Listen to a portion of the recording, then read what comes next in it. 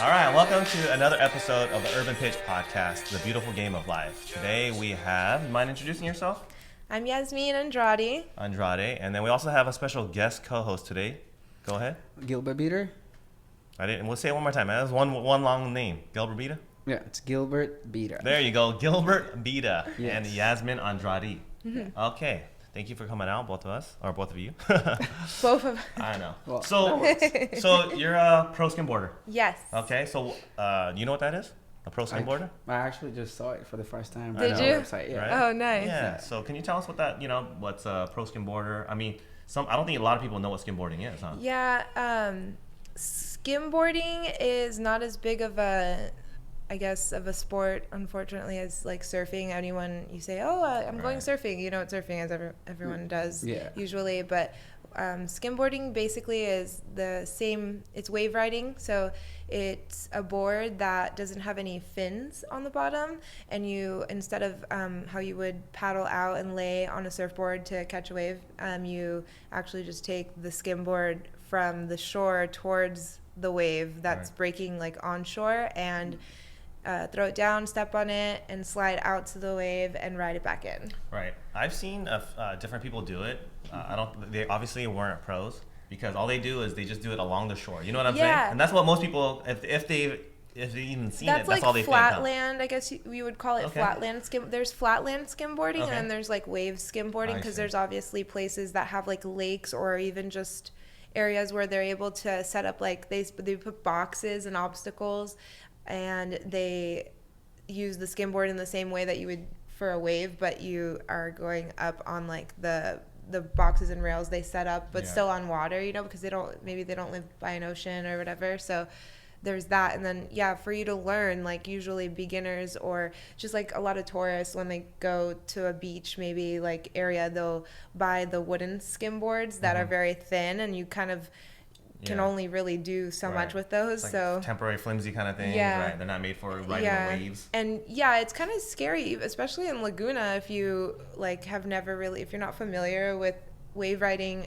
at all, or if even just being around big waves like that, like the waves at Aliso and in Laguna Beach are really big. And like I when I'm walking down to go for like a session and it's firing, like I'll be walking down with my board to the beach and hear the thumps like whoa, and like everyone's out there and there's photographers and I'm going down and like I like start to shake, like not shake uncontrollably, but I get I get like, kind of like anxiety? the nerves, like I don't know, just because it's like it's pretty gnarly is the word I would use. Right. Like that's an industry term, is it? Yeah, it's gnarly. Or dope. Right. So then how'd you get started? In 2009, I was in high school and I lived in South Florida where there aren't very big waves for surfing really. And I loved surfing. I've always kind of really treasured everything about surfing. Like I would go, originally I was born in Brazil, but I grew up in Florida and my dad moved back to Brazil after a couple years, and I would go visit him like in the summer for a couple months, and Rio, de Janeiro is like beautiful, and I'd go to the beach and everyone would be surfing. All my friends that I made there were surfing, and I started to try it out, and it was just like something that I couldn't just pick up and do like it was a challenge for me, and I really enjoyed that about it. And I also enjoyed the lifestyle that it brought like just the vibes of like ocean. It's just very like calming to me, but at the same time surfing is definitely an extreme sport, so it was kind of a combination of like being in nature and in the water, because I enjoy being in the water. I always kind of have, and being in South Florida, not being able to surf, I saw that some of the kids at my local beach were skimboarding, and I was like, hey, let me try. So I borrowed one of their boards and tried for the first time, and I think I ate it pretty bad, but I kept trying, and I eventually started to like be able to ride it, and it was just like I don't know, there's something about it that made me feel like I just wanted to, I was like addicted to it. So I just kept riding. So is it falling down? No, it was more like the fact that I wanted to surf, but I couldn't really because we didn't have much really waves, and so it was like the substitute for that. It was like the challenge. Yeah, it was just there was just I don't even really know how to explain it very well. Just that even before I ever surfed, I wanted to surf because I was just attracted to that lifestyle and that growing up in the Rio thing, right? That whole next to the beach. Yeah, right? I think maybe it was just some subconscious influence of some sort. I don't know. How many years have you been pro now? I turned pro in 2010. Okay. So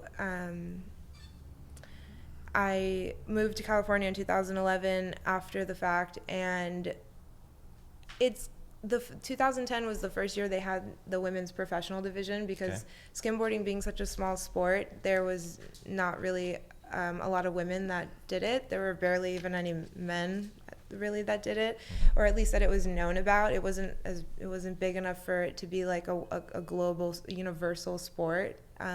So in the last couple of years, I've noticed it's grown so much, and yeah. So what kind of competitions are we talking for, like as a pro? Like how many, and where do you guys get to compete? Well, because you're down in Laguna Beach, right? I live in downtown Long Beach. Oh, downtown Long Beach. Okay, it's not far from Huntington Beach. Yeah, it's right next door.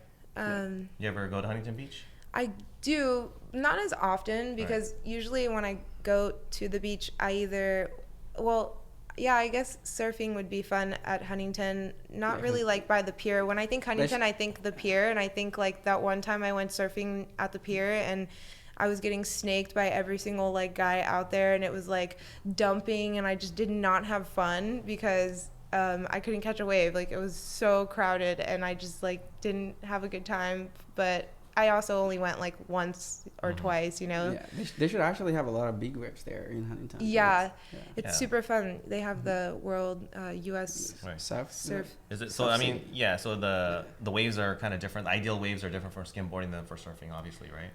You don't want huge waves, right? Well, the difference is that like surfing, you can paddle out to the waves as opposed to like it being shore break. So for skimboarding, you're sliding out to a wave, so you can only slide so far, you know. So you have to it has to be somewhat shore break as opposed to like waves that can break further out, if that makes sense, that you can catch, you know. So where would so your fans, if they want to catch you being out there, first of all, your Instagram's like mostly beach, right? You're always at the beach. What beaches are you at? Where do you hang out at? I mainly skimboard in Laguna. That's my favorite place to skim. Sometimes I'll go to San Diego, but that's kind of far from me, so I don't find myself there as much. But Laguna Beach for sure, like Aliso Beach. My favorite beach is Thousand Steps, which is like called 10th Street. It's like PCH 9th Street, but the beach to the right, once you go down the stairs, it's 10th Street, and then 9th Street, and then 10th Street is on the other side. They're like on the same beach, if that makes sense. So you have them all figured out, like all lined up. Yeah. 9th, 10th. Yeah. Do skim? So there's obviously guys and girls that compete at the pro level. Yeah. Do guys that compete at skimboarding at the pro level, are they like disrespected by surfers? You know, you can kind of see how that might happen, right? Is that like a big thing in the industry, or am I just creating something on my own right now for no reason? No, just thinking about it, I know there's Brad. His name is Brad Domke. He is a skimboarder. He's a pro skimboarder, and he has been going out to like massive waves, surf waves, like where he literally either is paddling into them how you would when you're surfing, which is not this, like usually skimboarding you run to the wave, but he's actually been going to like really, really big waves where like you can't really run to them how you would normally, and he either gets towed in or I think he like paddles into them, but without fins, which is really hard because the fins is what gives you that stability on a surfboard to be able to like paddle and stand up and catch. Otherwise, like without fins, it's basically like slippy, like it's slippery and like really difficult, and you don't have as much control. So he's been going to like waves in I think Mexico and literally surfing them with a skimboard, which is takes a lot of control and I would say talent. Like I'm blown away by it because it like really big waves like that. I would never. I don't think, at least, unless I was like getting towed in and had like 50 floaties on me and like, I don't know. I don't even know what I would, if I would do it, but he's insane. Like at the Wedge in Newport, there's definitely that rivalry between like the bodyboarders, because they kind of catch the same kind of waves, and they catch them in the same way. There's a cider wave there that you catch to get onto the bigger waves, and skimboarders have to ride that as well, I think, and the bodyboarders will drop in. But that's just with anything, like with surfing, bodyboarding, skimboarding, like if everyone wants to catch the wave. So at the end of the day, like, it's just about showing respect and being considerate. You know, if you see someone is on the wave already and you drop in on them, then that's like not cool regardless of what you're riding. So it's just a matter of like common sense, I think, is what it boils down to. Yeah. Yeah, that's, I think, so like skimboarding, there's definitely like rivalry between bodyboards and, you know, surfers, you know, out there. But I don't, you know, I think like it's with every kind of sport that honestly, shares things. They kind of have to find their balance, right? You're always going to find a negative and a positive if you look for it. I don't really focus on those things. So I know that exists, and I don't have a problem with it personally. And so no surfer girl has like come in and like try to start something with you, No, I think every girl that I've ever met that either bodyboards or surfs is like, we all like support. I am supportive, and they are supportive of me, because we enjoy the same thing, which is the ocean, you know. What about guys? Well, first of all, I've seen your Instagram. You've seen her Instagram, right? Yeah. I don't think guys are gonna be like upset with her showing up, right? No. Most of your pics are like, you know, in the beach and you're a bikini. Do you wear a bikini when you skimboard or no? Yeah, if it's warm enough, but so I can. It doesn't like, it's not like a problem or anything. It won't like fall off. Okay. I wear. Competing wise, you wouldn't, right? Competing wise, I have, well, it just depends where. Like the water in California is colder, so you tend to want to wear a wetsuit. XL wetsuit is sponsoring me, so like they give me a bunch of. Shout out to XL. Wetsuit. XL's the best wetsuit. There you go. Check them out. XLwetsuits.com. All right. Okay. So you're like a total, I mean, no, you said you're from Brazil, but you're like a total, if someone didn't know you, and even now, even though you are from Brazil, you're kind of like a total, like an OC chick kind of, right? Know, like a, you know, like a different beach boy song, like a California girl, right? Define OC chick. I would say, okay, let me rephrase it, like a California girl. Okay. I'm assuming it's something to do with the beach. Yeah. And the beach life. You surf. Yeah. Almost like surf. Like a California girl, like if they would think like, what's a California girl? Like sun-kissed hair, and tan, and outdoor. Because you have a lot of interests too besides that. Like you skateboard, right? Yeah. I try. Like I don't, I'm like, as far as like ramp, like vert stuff, I'm not like. You're just more like I just cruise, the beach? Or like a long skateboard or like type? Bomb hills, or in Florida where there are no hills, we would bomb parking garages. Bombing, you know, like basically just riding down parking garages. Right. I think anything that's like board related has always been super fun for me. I actually first started skateboarding, like just trying to. I had a family that I spent a lot of time with growing up, the Haymans, and they would skateboard, like the boys in the family, and everyone was really tight knit, and we would all hang out together. And there was like in middle schoolish, skateboarding was like a thing. Like it was like really popular. It was like I don't know, everyone skateboarded, it seemed like, and I always thought it was fun. And of course, because that's what my friends were doing that I was spending time with, I wanted to try. So when I like something, I kind of throw myself into it. And with skateboarding, I did that, and I'll never forget the first time like I tried to go down like a really steep parking garage like rail that was they all went down it, and then I'm going down, and it's like the fastest I've ever gone on a skateboard, and there was like a hole in the ground, and my wheels, like the front of my wheels like caught it, and I saw it coming, and I didn't really have the ability to like maneuver away, because I was just on top of it like, oh my god, like this is awesome, but I'm also scared shitless. So my front wheels got stuck in the hole, and I literally went flying. Like I still have a scar from it, actually. Scar from it? Yeah, this one. Okay. Oh, that's actually a scar then, huh? Yeah. You have some tattoos too, huh? I noticed that you have that. Yeah. What is that? That's tattoo. Yeah, so what is that? You telling people to shush all the time, or what? Yeah, the real reason I have this is because this was my second tattoo. Haters gonna hate. Yeah. My first one was stoked. It was this one. Oh wow. Okay. I have like lipstick on it. Yeah. I got that because stoked is just like, I don't know. I thought that was about life. Cool thing to have. Yeah, stoked on life. And like, my mom would kill me if she knew about at that? 18 getting this. Even though I was 18, my mom, I lived with my mom at 18. She would kill me. So she knows about that now. She knows about it now. Okay. The funny thing is, she found out at the dentist. Oh wow. She was hovering over the dentist is all checking my teeth, and she's like, "Well, do you think like what about the way?" Because just putting her 2 cents in, and the dentist. I have like this, those things that make you look like a fish, like the plastic thing make your mouth go like that. I had that in my mouth, so I couldn't talk. So he's pulling, and he's like, "Do you have a?" And I'm looking at him like, "No. Yeah. Like, don't do it." And do you have a tattoo? I'm like, my mom's like, "Yasmyn," and I'm like, "Oh." So she's like, "Why would you do that?" That was a good mom impression, by the way. Yasmyn. Yeah, she was not happy. I mean, she was like, she actually reacted a lot less. She was less upset than I imagined if she ever found out I had a tattoo, but I guess because it's hidden, that was the point of that. So any others then? No, just these 2, and then... You just don't want to tell because your mom might be watching it, right? You got the crazy dragon one all on her back? No, lately, the last few weeks, I've actually been thinking about getting a tattoo of my dad because he just passed away last week. Sorry about that. Yeah, he was in Brazil, and I always... if I were to get a tattoo, I'd think that it would be something very, very significant, and I am kind of in between the two of like whether a tattoo would be a good way to honor, or because I know it's just so permanent. It's something that's forever.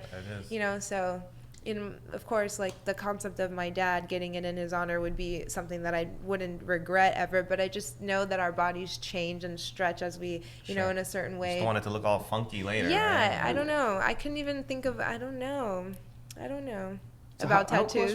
How close were you with your dad, if you don't mind me asking? No, of course. He lived in Brazil since I was 7. Like I moved from Brazil. I was born there, and my family and my dad and my mom and I moved to Florida when I was 7, I think. And then he stayed in Florida even after my parents split, like for maybe 2 years, I think. And then he went back to Brazil because he had a house there. And I would go visit him like for like 3 months at a time in the summer, for high school and middle school. So I got to see him during that time, but I felt like we got each other, like we understood each other regardless of the time that we actually physically spent next to one another, if that makes sense. Like he just knew me and I knew him, and he understood me, and I got along with him, and we had a mutual respect. We both were very blunt, so ironically enough, it like worked out for us to have a cool dynamic. Like he was a funny person, always joking, always just like being a goofball, and it was just great. You sound like Daddy's little girl, kind of. Right? Yeah, totally. You have brothers and sisters? No, I'm an only child. Okay, there you go. Yeah, total Daddy's little girl then, right? Yeah, she Okay, is. that makes Totally. sense. All right, so what about soccer? Soccer. Yeah, you into soccer at all? No, here and there. Who's your favorite team? Brazil. Brazil. I don't think there's a single. I don't think there's a single Brazilian that I've ever met that wasn't crazy about and supportive of their team, which is pretty cool. Yeah. Right? Because like in America, even though if they're a soccer fan, they would say other teams. Yeah, a lot of times they will. I mean, there are some people, of course, that support their U.S. national team. Yeah. But then they're hating on MLS, or they're not even really supporting their country. Or they don't even know what MLS is. Right now, it's actually growing in the U.S. So everybody you ask, they'll be like, "Oh, I'm supporting the national team, national team." Brazilians, 100% guaranteed Seleção. Right? Is that right? Seleção. So yeah, 100% they support Seleção, right? Can't pronounce it, but that's they yeah. Even I don't want to talk about it. All right, let's get so but you play too. Yeah. Shout out to what team you play for, for high school? No. I'm flirting in high school. She's not in high school. Well, I play for Marymount, California University. Okay. And I play now for them. Marymount. Yeah. I thought it was Long Beach. I played Long Beach before. I went from Long Beach to Marymount. Okay, so you're at Marymount right now. Yeah. Okay. I think that's why I was thinking high school. Okay, right. Because Yeah. you were stalking her on Instagram. And you only saw the old ones. Well, I think so. Yeah. Well, I saw at least it's somebody from college that you went to college, Haley. Haley, yeah, she played with me at Long Beach. Yeah. I think, right? Mutual friends? Yeah. Okay. I'm friends with Haley. Right. I don't know. Oh, okay. Yeah, she played with me at Long Beach. We both got scholarships. I think she went out of state for a little. Now she's back. Yeah, she's still playing. I think they left. No, they were somewhere up north, I believe. I think she's at Vanguard now. So Are we you're talking about the same Haley? Yes. Okay. Yeah. So Marymount, you're still playing there now? Yeah, I am. I just had soccer practice like this morning. It was Right. like, what position and all that, you know? I'm a forward. Oh, you're a forward? Yeah. So you can't wear 10 then. You told me earlier you were number 10, I though, wear right? number 10. I'm a forward. 10's Why? usually... Why is it 10? 10 is usually, Because you know, 10 center half, right? The playmaker, Yeah. midfield, kind of. Yeah. Well, right. you know, like, they don't, I mean... I know. It's not. I guess they it's don't... usually the person that thinks they're the best grabs 10 right out, right? That's what happens. Every Yeah, time. yeah. It doesn't I'm matter. not going to say anything. Yeah, it doesn't matter Yeah, if I it's pro or want a 10. college or all the way to youth. I When they like- lay the jerseys down the very beginning, and then they're like, "Oh, pick your number." Everyone goes for number 10, and then usually, if they're not that good, then they're not gonna go. Yeah. I like You know number what I mean? 10 because Because you think you're the Pelé, best. idol. Yeah. Ronaldinho, Oh, idol. Ronaldinho, Well, yeah. Like, come on. The reason that you're saying that you like number 10 is the reason why everybody likes number 10. Yes. But what I'm saying is how did you end up with 10? That's the part because you grabbed it first. I asked for it. Okay. Hey. The coach? Right. Who gave you the 10 then? The coach? The coach, yeah. Okay. I asked for it too. I mean, Right.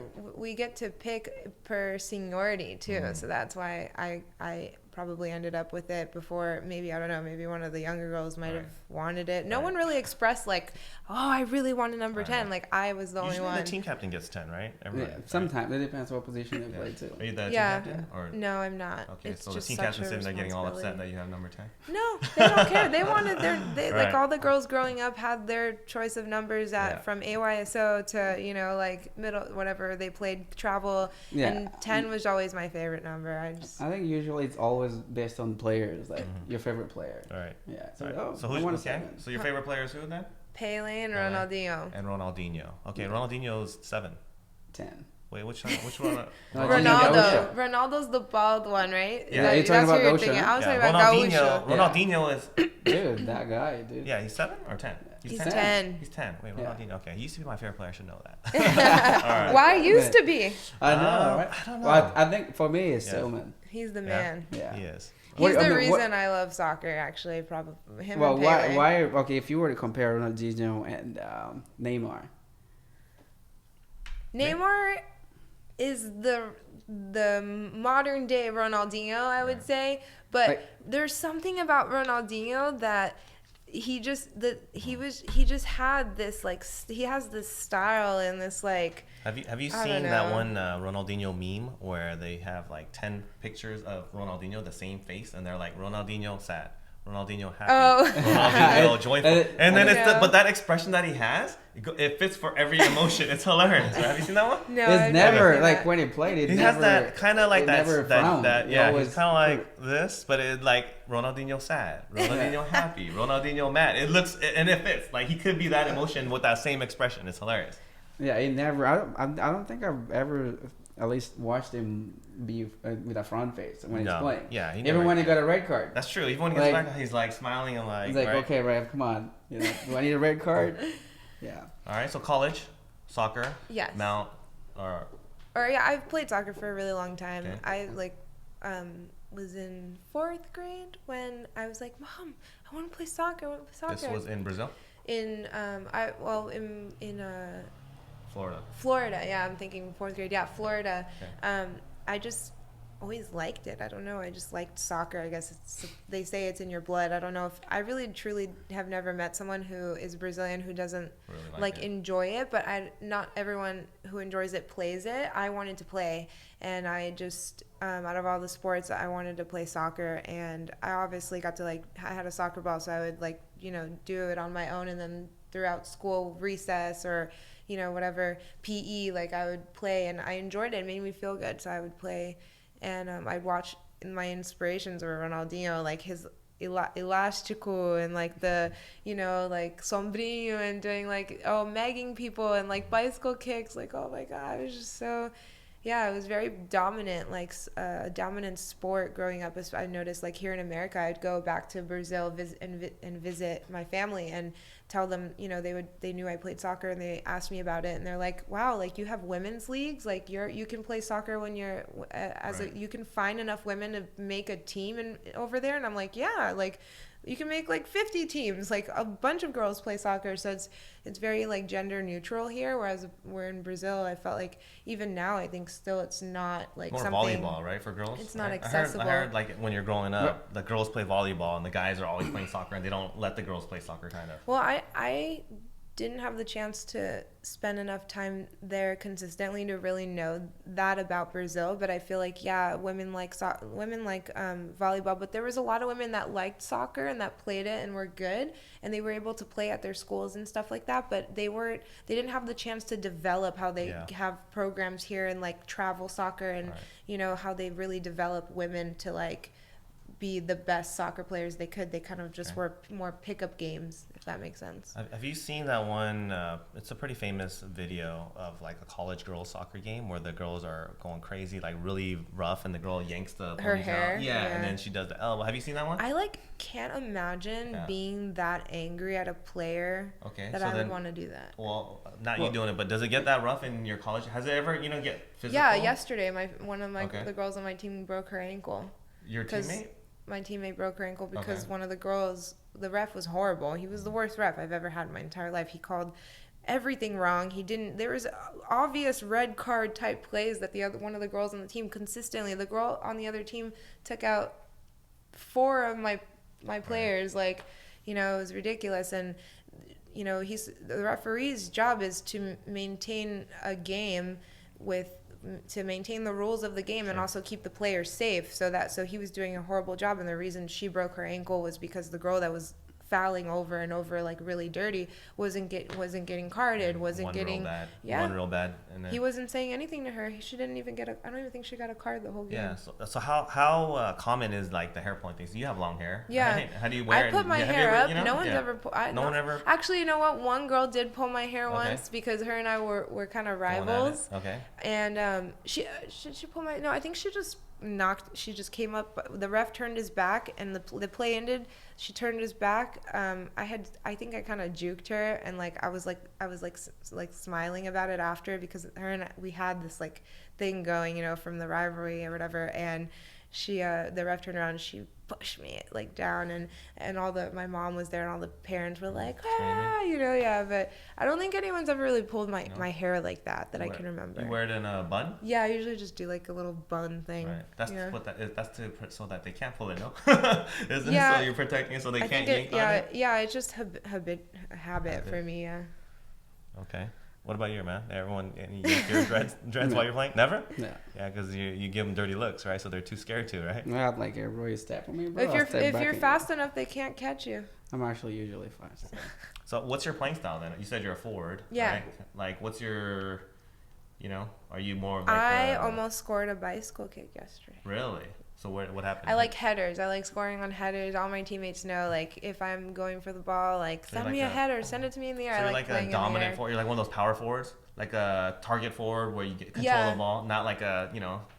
Yeah, I'm not. I prefer to do the unexpected, to be creative. Like, I prefer to like instead of beating someone with speed every time or trying to pass them just by dribbling. I don't enjoy as much the simple aspect of soccer. I like to make it like a craft. I like to make it fun. Like, I want to make the people that are watching like enjoy it. How I want to play, like what makes me enjoy watching Ronaldinho and Pelé play. Like, they're ballers. Like, they just they do like the elastico, and they put it on this side of someone, run on the other side and get in. It's like if I'm wanting to say ole, like to what you do to your play. It's that whole Brazilian side of her, kicking in, where it's gotta look pretty, right? Yeah, I wanted. It's like joga bonito. It would actually make a lot of sense, because Ronaldinho kind of brought the fun into the game. Because before, everybody was just to kick the ball, boom, follow the ball. See, my problem with playing came in. My problem with playing with Brazilians is like if they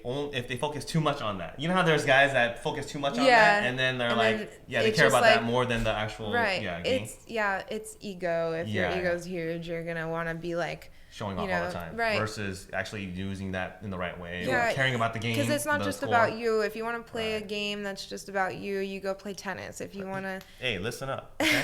I play with this guy, right? I'm sitting there open. He's sitting there, you know, doing his tricks for like 15 seconds. And I'm like, yo, pass the ball. I'm right All here. I have to say is, like... This guy does, hey, talk to him It's a balance, like everything else. I need to get an extra soccer ball. Repeat that. I don't think you heard that. It's a balance. Just like, there's a time to like try... Yesterday was the moment I had with no defenders around me and a perfect lob to do my bicycle kick. But if I had, like, you know, if we were down, we were up 1-0 or 2-0. So like I thought about that in those split seconds.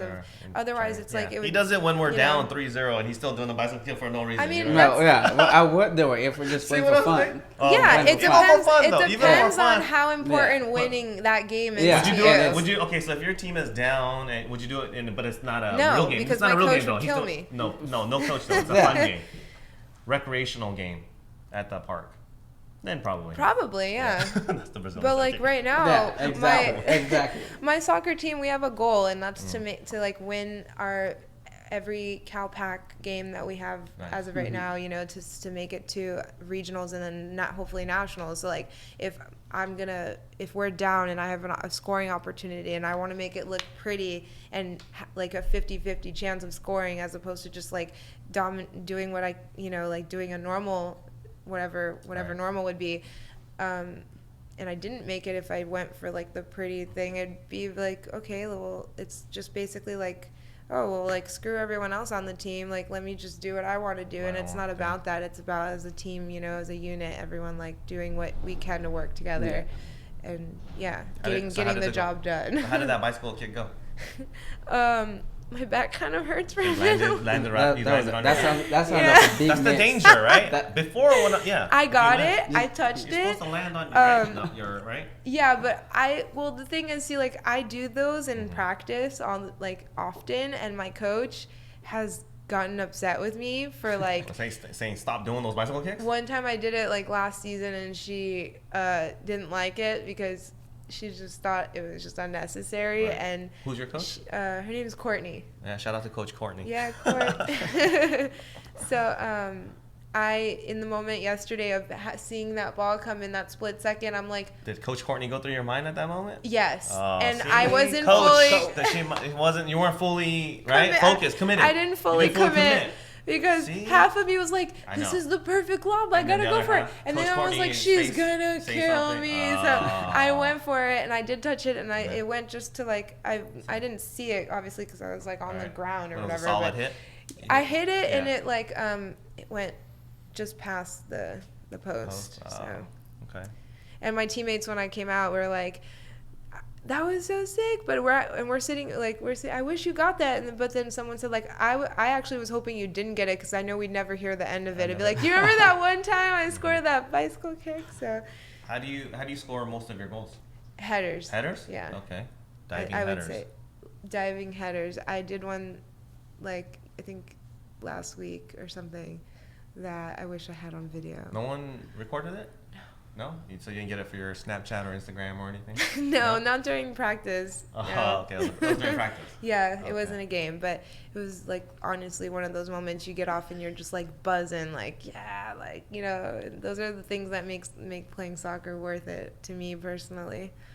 So skimboarding, soccer, which one's better, more on top? Which one do you think you're going to go towards? Like, you know, I'm sure for the rest of your life you can do both, but like, do you have pro aspirations? Are you going towards that at all, leaning towards that for soccer, or it's just a college thing for now? For now, I love soccer and I always will. I think that the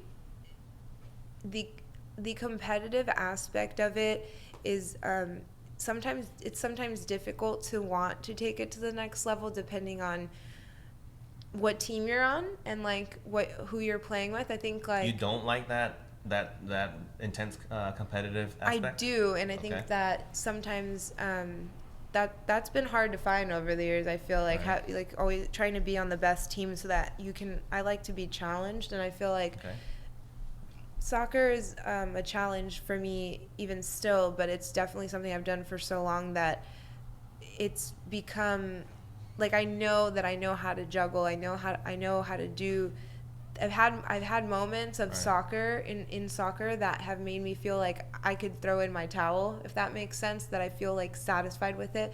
But soccer is just kind of one of those things, like if I were to want to go pro, I know that it would be it'd have to be 110% like committed and ready, and I know what goes into it, like physically and emotionally. So there's a lot of things, like what I'm really passionate about is music, and you don't want to sacrifice all the other outside interests and go 100%. I really had to like figure that out and sit down and think about what was, what I really wanted to do, because if you do too many things at once, you don't get anything done, I feel like, or you do halfway things, and I feel like it's better to my goal was to pick something that I wanted to focus on, and the thing that I chose as of now is music. And you sing?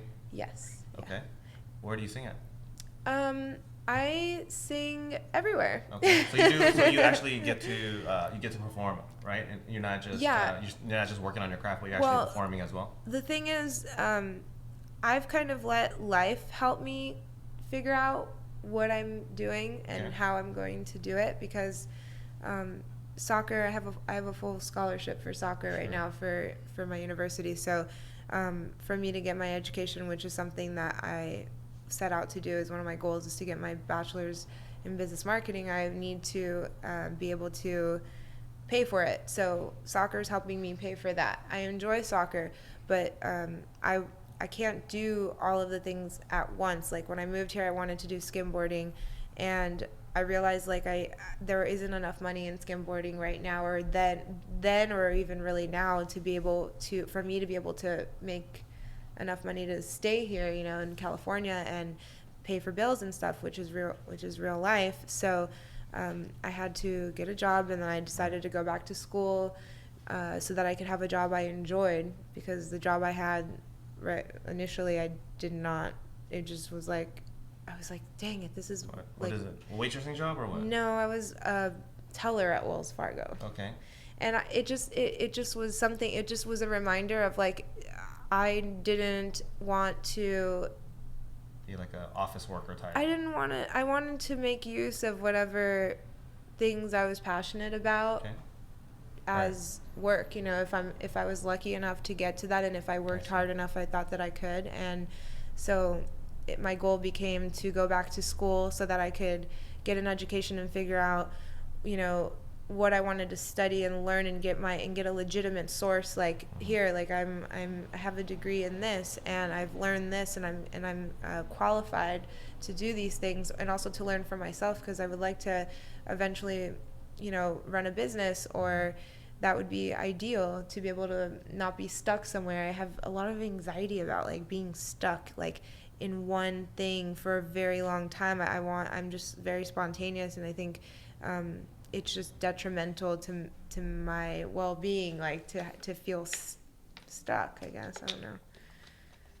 So, singer, right? After all that, I figured out, okay, you're not an office worker. You're not going to be a bank teller, right? You don't want to do that. You obviously, soccer pays for college and all that, so it's great. So but I'm music doing is that. Your number one passion right now? Yeah. Music is. Yeah. So and you're a singer. Yeah.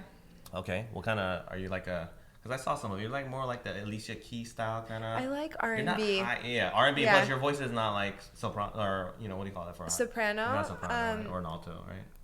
You're more. Growing up in choir, I was a soprano, and I'm able to be a soprano. I don't have as much content right now as I would like to show what I'm capable of, if that makes sense. But I'm kind of developing that still, and I'm working with a producer.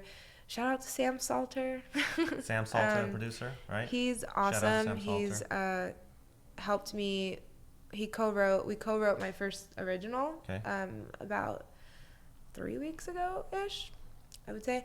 And that was like a really big step for me, because as of before then, I had been trying to write my own music, and I'm able to write my thoughts and feelings. It's just to actually put words that you and your feelings and your thoughts that you write into song structure. It helps a lot to play an instrument, and I'm still somewhat of a beginner at guitar. So Is that your main instrument, singing and then playing guitar? Guitar, yeah. But you're gonna have to do piano if you're gonna do the Alicia Keys, right?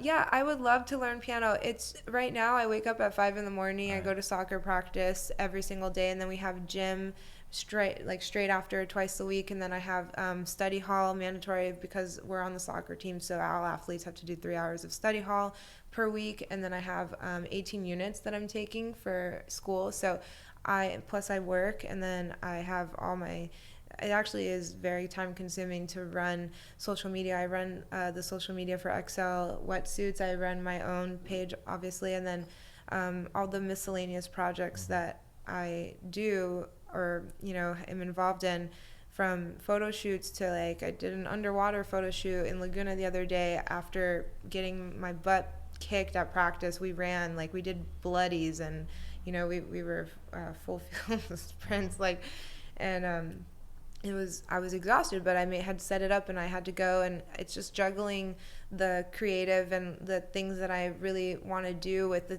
things that I have to prioritize right now for my future. For soccer is a priority because I need to have soccer to continue my education. I also have to pass my classes, so I need to study and I need to make time for that, and those things are time consuming and energy consuming.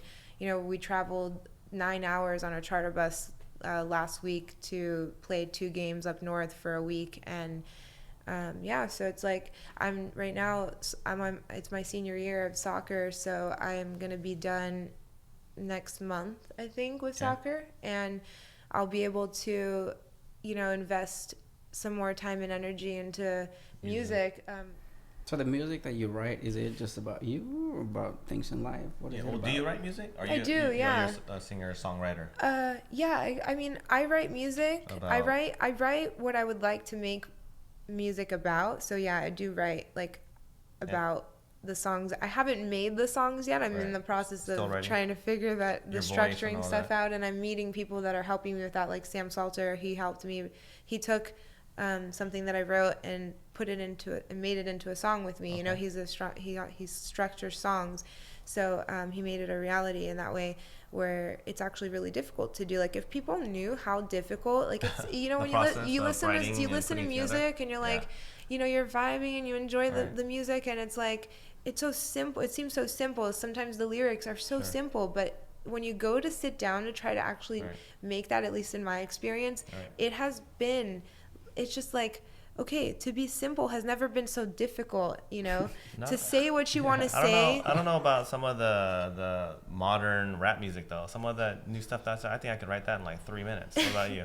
You know what I'm talking about? Yeah. I can't. First, number one, I can't understand them, right? And then the lyrics and the hooks are so easy, right? It's just a repetition. The chorus is just a repetition of the same thing over and over again. Yeah. It's more about the beats nowadays. Right. But you're more you said more R&B, right? Or is that one of the things that you like? It's kind of like pop R&B, I guess you would say. I'm really influenced vocally by R&B artists. What are your biggest influencers that you like then? Well, Amy Winehouse. Okay. And that way we can kind of get a feel of not only who influences you, but you also like. There's just so many. It's so hard. I had made a list one day because people were asking me, and I. Yeah. Well, who are your favorites that you kind of love their music right away that you would listen to? Craig David. Okay. Love him. He's got this R&B cool beats and stuff. And who else? I mean, I love Alicia Keys for sure. She's an angel, pretty much. And let's see, there's just so many. I've been discovering a lot of new music and artists maybe that aren't as big, and they've been there's this one artist, her name is Selah Sue, I think is how you pronounce it, but she has this song that I've played over and over probably 300 times since I've heard it. More soulful type music? Is that it? Something soulful. Definitely soulful is important. Being soulful is important to me. I have a recording of a rough that I did of my first original, and it's I really like the message, having a certain message in your music as opposed to something that's just having a positive message. You want to bust out a line right now?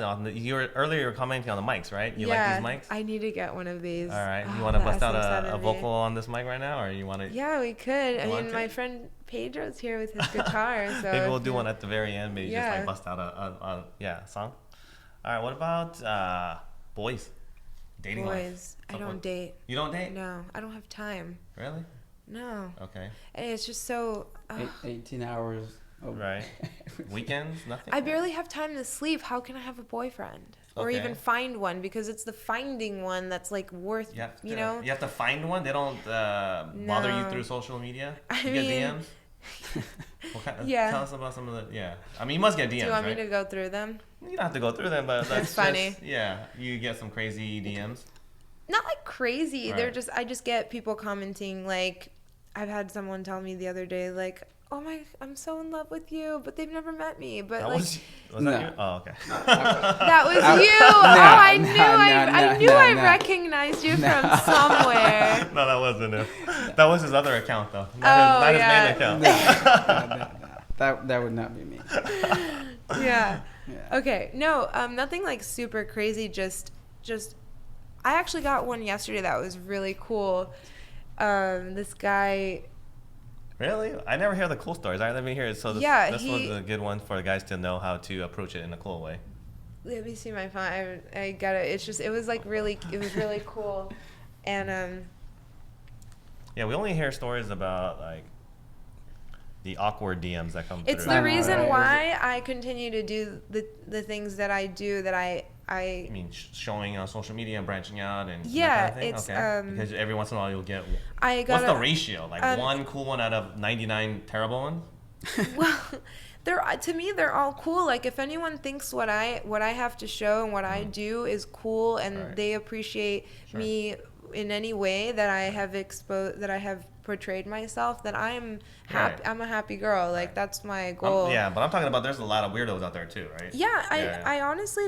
I mean, see, like someone says, love your work. And then someone said to me the other day, he goes, Haley, why? Exclamation mark, question mark. And then he goes, wrong person.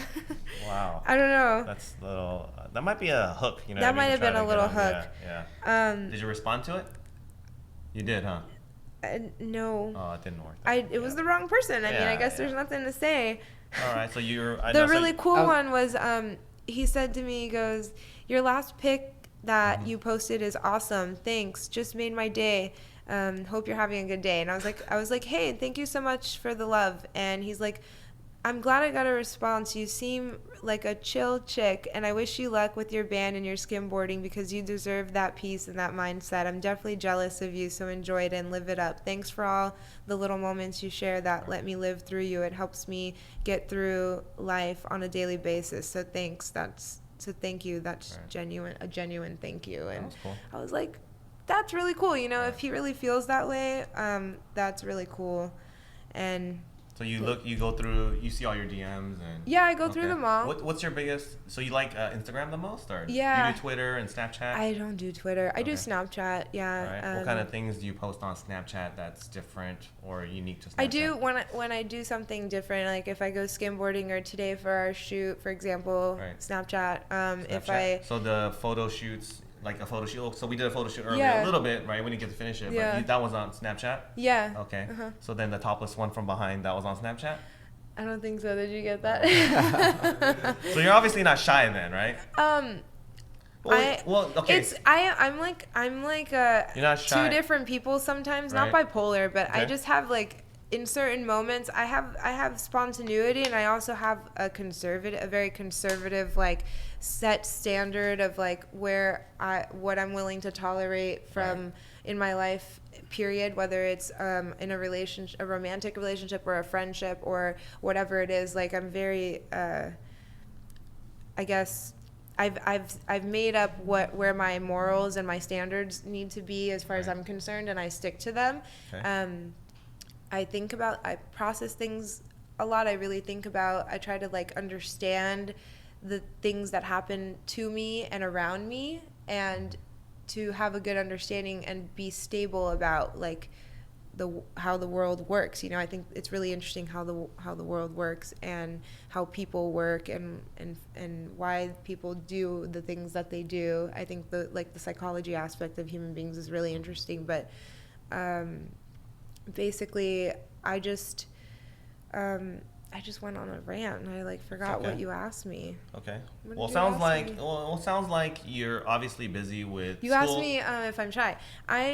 I'm very fun. I like to think of myself as fun, and I enjoy the moment in the moment, you know, being present. Right. And if depending on how I feel and how comfortable I feel around whoever or wherever I am, then I'll do I'm in a bikini half the time. I don't have a problem with you know, you're not self-conscious about your body. I'm not self-conscious about my body. I accept who I am and what I look like 100%, and I embrace the imperfections as much as I can, and I enjoy not wearing makeup on a daily basis unless I guess for camera stuff I still haven't. I obviously have a bunch of makeup on right now. I feel definitely way more than I normally do. So when you go to school, right? I don't wear makeup. You don't wear makeup. Never. Okay. I wake up. Right. I don't do my hair. Okay. I wake up and. That's probably why you don't have that boyfriend though, right? That might be. Maybe. Oh, that's mean. But that's probably why I don't have a boyfriend, because I'm so authentic and organic that it would take a very, very, very, very special guy to be able to be with me. So college guys, okay. So your fellow guys on campus, they don't try to talk to you. They don't. I'm always on the go. When you look at me and I'm on in my daily basis, I'm either on my way to class because it's I have. Are you one of those girls that have headset on, sunglasses, and but you would think so you would think it's not that I'm not I have so much going on in my life right now. I have never been this busy ever, and it's what. Okay. What do you do when you do have free time for fun then? What kind of? I sleep. Okay. All right. So you don't go out, really? No. You don't? So you never go out? And you're more in Orange County anyway, but you don't hang out in Orange County with your friends on the weekend? I'm home a lot. I'm always on my computer. The majority of the time spent, my free time is dedicated to editing photos, videos, setting up, whatever I need for different shoots. I feel just having to respond to my mom's text is feels like a chore, which is horrible, because that means it's just sometimes I almost think am I doing too many things at once, which I probably am, but it's just that I just don't want to stop doing. I just feel I need to be doing all of those things, and I don't want to set them aside any longer. I've done that my whole life, I feel or not my whole life, but having the opportunity to do music, having the opportunity to learn about marketing at school and be able to utilize those things that I'm learning into social media, for example, and having the chance to have for example, XL Wetsuits allow me to run their social media because they feel that I'm doing something that they think is beneficial to their company. I think that's really awesome, that's all you, or that you're part of it, and other people. No, I'm the only one that runs. You're the only one that does all this. Yeah, it's XL Women's, so it's their women's line and that they started. I run that. So all the women that they sponsor send me their content that they do, shoots, whether it's GoPro stuff of their own, and they send me all their pictures, and I will edit their sometimes videos, but mostly pictures, and figure out a post schedule and captions and all the other stuff, and try to interact with people, spending time interacting with other people that enjoy those things so that they could come and generate followers and interest in the brand and get the women's brand out there, because XL is normally they've always had wetsuits for women, but right now they're doing they actually have a women's line of fitness clothing now, and they have for women they have wetsuits for women, because obviously men don't wear the bikini cut wetsuits, so I think you didn't wear that one, the bikini cut. Yeah, I thought you had that one, the Japanese one that just covers the front and then the two lines. They haven't made those yet. Okay, all right. That must have been. Are you sure you didn't have that one? No. Okay. I'll get one if they make some. They're cute. Yeah. I love them. So, I'm wondering, how does it feel to actually be part of all that? It feels good. It's what keeps me going, It's how I told you. I didn't want to be working. I wanted to be doing the things that you said you hate Wells Fargo. I don't mind working. Yeah, I don't hate. I know. I have Wells Fargo, and they are, customer service is great. Just saying, but I just personally the reality of having to go to a certain, I think what it boils down to is growing up, like my mom raising me alone to an extent, because my dad was in Brazil, physically she was there, and she supported me financially and herself, and like worked really hard. Like when my parents split, my dad went back to Brazil, and my mom has always been really independent, and she didn't really I don't know, I guess she didn't request that my dad even pay child support, or I don't even know what the situation was, but I know my mom worked really hard, and she would pick me up on a bike she would bike to work to go clean houses, like she was a maid or whatever, basically.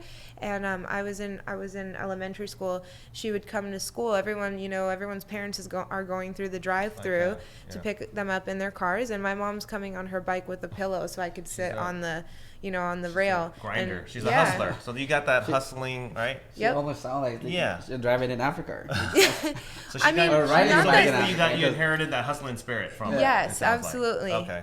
And I think at the end of the day, my goal is to, make use of the things, I want to share the experiences that I've had that can help other people. And that's why I love music so much, is because growing up I needed music to survive. Like music helped me get music, soccer, and the beach. Those three things helped me survive nearly, and it, in so many ways, they've been like such a huge part of my life. And if I can offer the chance for other people to feel like you belong to something, skimboarding, in soccer, I always had this feeling of I feel like I belong somewhere when I don't have any family in America nearly. I had my mom, and I had a cousin maybe, I think, and that was way later, but it was just me and my mom and I it's harder to grow up in a country where it's even when I'm obviously I have no accent, I've been here for a very long time, but in the beginning, it's just not having your family around. You gotta make friends, and you gotta find things that fulfill you. And the things that helped me, soccer was the first thing that helped fulfill me, that made me feel I was a part of a team. I had consistency. Something offered me consistency, practice every day. I had games. We would travel as a team. The parents, would take me under their wing, because my mom had to work most of the time. She could never travel. She couldn't drive me to away games, so my mom actually couldn't make it to most of my games, so I was always in other people's families' cars driving to games, and I felt I got to experience other people's realities and their family dynamics that maybe I didn't get to experience, and those things helped me understand and grow. And then skimboarding was also another thing the next thing that kind of took you from there. It made me feel like no matter what was going on in my life, if the ocean was always there. If I was sad or happy, or if I needed, instead of needing someone or something to fulfill me, the ocean, no matter what, was always there for me to go to and hide away and do my thing, whether it was tanning for a bit, or whether it was skimboarding. And during skimboarding, I was very competitive even before I started competing, because that's just in the nature of from playing soccer. I had competitiveness, and I was I would compete with myself. If I can't wrap a wave, I need to keep going, and I need to try harder, and I need to go more often. And I would go every day, and I started to get better, and people were acknowledging that about me, that I enjoyed feeling okay, wow, people, it was almost subconscious for me, a subconscious thing for me to work hard at skimboarding to get better, because I wanted to personally, and it was something I didn't even really have to think about. I just wanted it, and I would do it, But other people seem to be inspired by that. Other girls I know started skimboarding because before that they only saw guys doing it. Right. So they were younger girls that just randomly saw you at the beach. Yeah, and then I started to post, stuff pictures of skimboarding online, and people were really stoked about it. And I saw girls respond to it in a positive way, where it made them feel like they could also pick up a board, that it was a women's, something possible women could do too. Them, right. So that was really cool, and that also motivated me, because if there's kids out there that, or even just adults that don't feel like they belong, or that they can't do something, I want to help them, remind them that they can. They just have to want to, and they just have to do it, because where there's a will, there's a way. So it seems like Brazilian culture is like really big for you, obviously, right? Mm-hmm. You have the roots and all that. Like your language. I mean, you came here when you were young, but you're still obviously speak Portuguese I can pretty speak well. it fluently. And, the food is like a big deal. Are you still Yeah. Brazilian food, you like your favorite or what? Oh my gosh, yes. Yeah, what's like? Because every Brazilian that I know. Stroganoff. Right? Yeah. What about feijoada? Feijoada, everything, yes. Feijoada on Wednesdays or? Feijoada is every day. Every Rice and feijoada is every day. Okay. And then, there's just so many things. Like Christmas time, there's rocambole. It could be actually any time of the year, but it's like a dessert. It's amazing. Okay. And then like there's this yellow chicken. I call it frango amarelinho, which means translated into yellow chicken, which is like açafrão, and it's like a seasoning that turns the chicken yellow, and you put water, a bit of water. Curry? It's kind of like curry, but it tastes different than curry, and it's that, and then you take the soup that it creates, whatever, from the chicken cooking, and put it on top of the rice. Oh my god, with like. What about pão de queijo? Pão de queijo and açaí. Those are my two favorites from Brazilian food, right? That's the only I like certain kinds of açaí. Like a lot of people here go to places that I won't mention, but there's. You want the authentic, authentic there's one, right? an authentic açaí that I feel. There's one in Huntington Beach. I heard that's pretty good, right? You know what I'm talking about? Oh yeah. The little store over there. Oh my, they have like the Main Street. They have the coxinha de frango over there. It's so coxinha de frango is this breaded. It has chicken and this cheese called catupiry, and it's amazing. Like my friends would, when I would go visit, we would be walking to the beach or something, and I'd be like, we gotta stop by the market because I need to get some coxinha, and I'd get like 5, and they were like not used to, they would. It's kind of coming in and getting 5 of those. It's like as if like one of your favorite foods from places from here wasn't like it just, I don't know, I could never. I just needed to like overload on those. You're not overly concerned about like so you don't have like a strict diet even though you're an athlete and all that, or do you?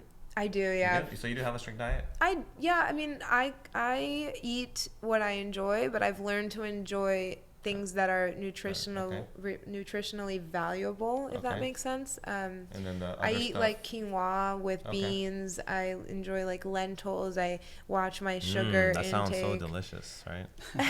What about so then what's your cheat? Yeah. So what about cheat meals then? What's like your go-to cheat meals? Cake. So you're a big dessert girl? Yes, I have a sweet tooth that's a problem. Like Krispy Kreme for life. Oh my gosh, wow. Krispy Kreme and like tres leches and. All right. So then that's the guy. That's the way to for a guy to get you, right? The dessert route, right? He'd be like, hey, It has to be red velvet cake. Red velvet cake. Okay. So you're crazy busy right now, obviously. But if you did have time, what kind of guy do you like then?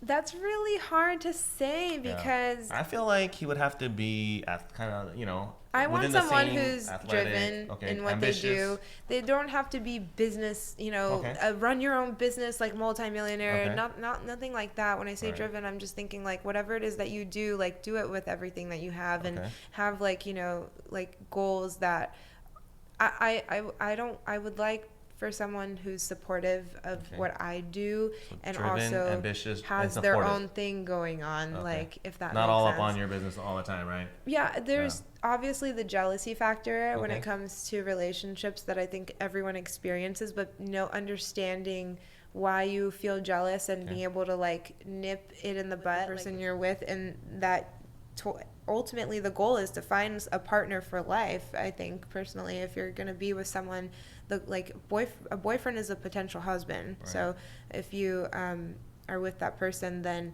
it's important to not change your mind about that person because there's someone that you think might be better, because the grass isn't always greener on the other side. But I guess to be with someone and stick with them regardless of what else you see, or because sometimes those are illusions, and if for whatever reason you fall out of love with someone, or I don't believe in falling out of love. I think once you love someone, if you have enough love and if you want the same things too, like if someone wants some partner for life and someone to I will never get divorced, and if I get divorced, that will be the last time that I have kids and that I'm married. I'm gonna have kids with one person, and I'm going to be married one time. and that's it. And if I do get divorced, because they're like wood and not over here, but if I do ever get divorced, which I just don't see happening, like if I don't know, it happens all the time, so it's kind of scary, but I don't want to get divorced. Like, I don't want to, and I hope that I'm correct when I pick the person to marry, whoever that is in the future, that feels the same way and is willing to fight for me as much as I'm willing to fight for them. Because especially when you have kids in the mix, I know what that feels like. You know, right. I know what it's like to have your parents be divorced, and it sucks, and it does change the kid's life. Like, it doesn't matter if you have consistency and from both parents, like visiting, like if your parents are not together, it's just different. Right. And then, you know, I just don't want that to happen. I need that. I need that, and I will have it. And until I feel that I am going to be with, until I find someone that's willing to be, you know, as adamant about that as I am, then I'm going to be single. I think I know. I was about to say, I think I know why she's single. It sounds like, and that's not a bad thing, but I think you may be a little too serious for college boys. Like, in this day and age, right? Yeah, for sure. Like, my guy just, all I said was hi. You know what I mean? Yeah, or see, like I'm not at all interested in and like hooking up with someone just for fun. Casual. Like, I don't need to. Everyone has needs, and we all want to, like, you know, enjoy ourselves, if you know what I mean. But we know what you mean. I don't think that it's not worth it to me for it to be empty. It's unfulfilling. Right. Like, if I just go like hook up with someone, it's not, I don't feel, it doesn't feel good to me to do that, and even to watch other people do that. Right. I don't judge anyone for it. Sure. You know, everyone learns differently and exists differently, but for me personally, like, either I actually like you, and I've gotten to know you enough to know that I want to do that. That to me, that's like taking it to the next level. Like, if you're, and obviously sometimes that doesn't happen. Like, sometimes you think that you've gotten to know someone and you both like each other and you hook up, and then it doesn't work out, and like, what can you do? You know, love isn't logical. Like, love is taking a risk. Relationships to an extent is like taking risks. Like, you have to try to see if it's gonna work, and if it doesn't, like, you can't force it to work, you know. So I don't know. That's what my single is about that I'm working Your on. single in this life? Yeah, okay. It's called Priority. It's that's the book you got working on? I'm over just hooking up for casual sex. I want it to last. I don't want anything less. No. It's like busting that out like nothing. That's one of the songs that you're working on right now? Yeah, it's called Priority. Priority. Yeah. Okay. I'll play a little bit of it if you want. I don't know if it'll pick it up. So what do you have on deck for your future then? Like, you know, where do you see yourself in like 3 to 5 years? What's ideal that you're aiming for? You know, I want to have music. Like, I want to have music. I want to have my music out. Like, I want people to hear it, and I want people to enjoy it, and I want to know that the reason I'm so like adamant about, and I'm working so hard towards creating music, is because I've thought about, like, when I'm sitting thinking, I think, you know, I watched a video actually that made me think about this on Facebook or something.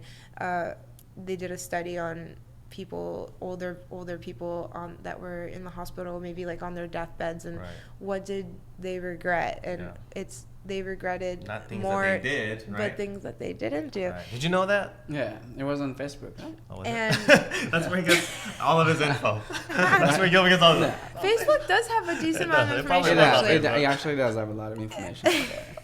It has that little feed to the right now that gives you like an update. It's basically like the news, like over on the corner now, you know. Well, they're getting there.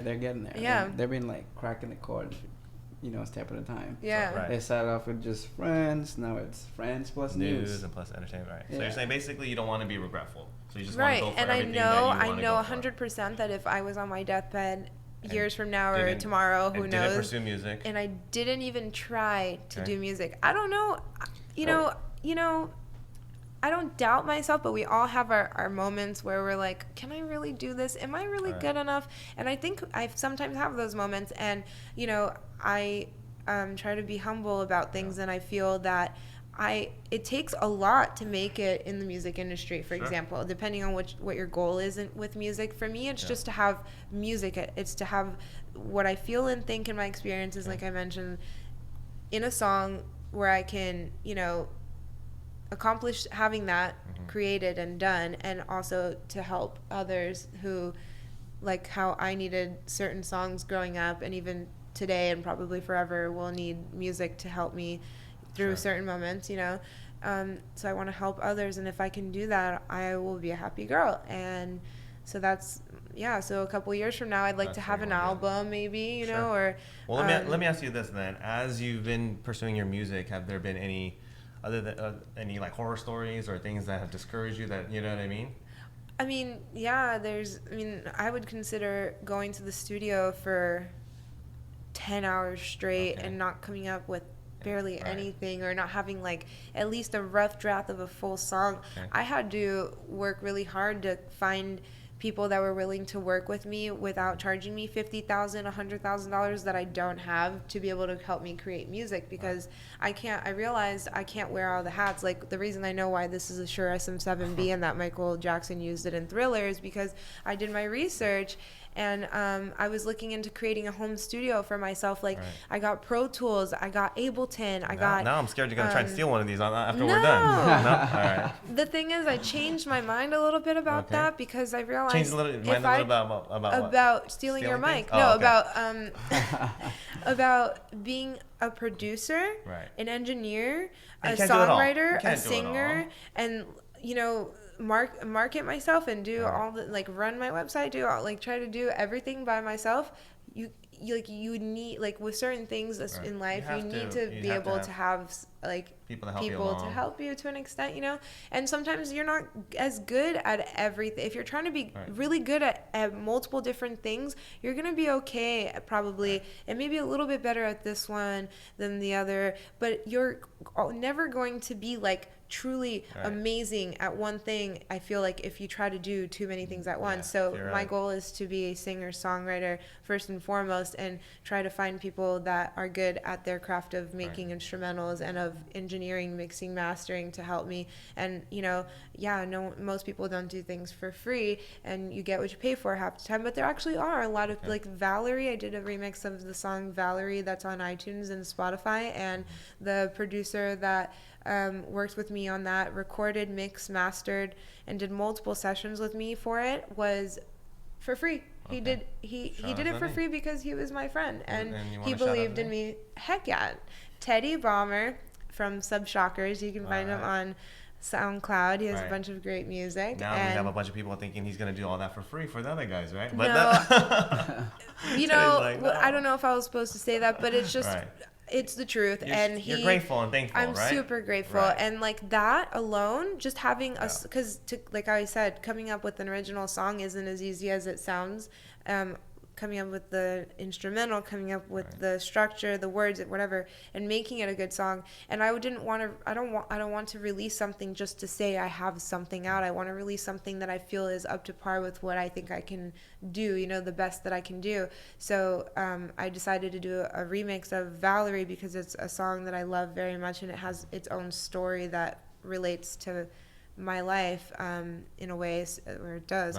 Valerie? Yeah. Okay. So, like, the words to that song have a story behind it for me, and so I did that, and just by having it out, like, that people can see, like, this is me singing, and this is what I sound like. And that's out right now. Yeah. Okay. And you said it was on Spotify and iTunes. Yes. Okay. And it's like on Amazon MP3 and like Deezer, but the main things were Spotify and iTunes and SoundCloud too. So yeah, that helped me just open doors, like, to show people. You're only giving us the good side of things. Like, all the good. What about, there was no horror story where they're trying to take advantage of you? No, no one's ever trying to try to screw you over. These guns. Like, they're scared of that? I don't think they're scared of that. Do you think that? They're pretty big. All right, not bad. Let me say, in comparison, actually, I think they're bigger than Gilbert. I don't work out. Oh, man, you don't have to say that. Did you do a shout out or anything like that? Why don't you kill Don't be afraid to comment that you want to hang out with me on your real page, okay? She's talking directly to you. I'm like, okay. Okay, that wasn't me though. You want to queue up your song? We're gonna end. No, it's episode. Okay. Yeah, for sure. You should follow hers. This is just like a rough. Yeah. I'm just joking. No, follow our sir. It'll be good for you. I do a shout out to HP Futsal. All right, shout out to HP Futsal. So we'll end it on this. Yeah, we'll end it on this with their song. This is my producer. Okay, what's the song? Priority. This is Priority. Get it, guys. On iTunes and Spotify. Thank you for joining us on Urban Pitch Podcast. Peace.